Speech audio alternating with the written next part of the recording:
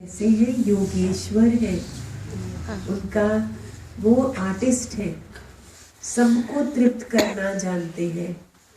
पहले रुक्मिणी हरण किया, फिर जामवंती से शादी हुई, फिर सत्यभामा से शादी हुई, फिर आठ रानियों से शादी हुई, फिर 16,100 से शादी हुई।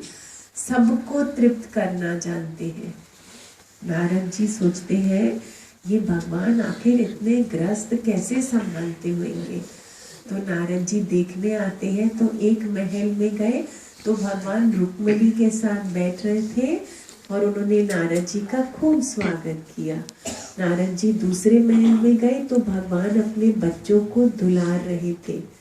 नारद जी तीसरे महल में गए तो भगवान स्नान की तैयारी कर रहे थे। कहीं सत्संग कर रहे थे, कहीं गौदान कर रहे थे, कहीं ध्यान में बैठे थे, कहीं यज्ञ कर रहे थे। योगेश्वर आर्टिस्ट है, सबको तृप्त करना जानता है, अनंतों को तारता है और अपना संग सबको दे देता है। अनंत है, बेअंत है। तो ईश्वर महायोगेश्वर, नॉट जस्ट योगेश्वर बट महायोगेश्वर, महान आर्टिस्ट है, सबको तृप्त करना जानता है। हम जैसे गृहस्थी किसी को तृप्त नहीं कर पाते, कोई हमसे कोई ना कोई नाराज रह ही जाता है, लेकिन वो ईश्वरों का महान ईश्वर सबको तृप्त करता है और सब पापों के नाश करने वाले, सबके पापों को भस्म करता है।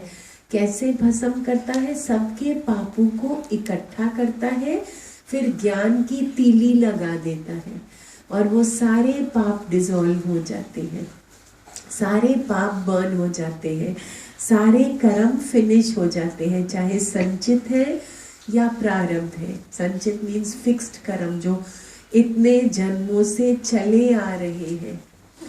कोई फिक्स डिपॉजिट अकाउंट में कर्म है जो कई जन्मों से चले आ रहे हैं, और कोई प्रारब्ध कर्म है जो आज हम बनाते हैं।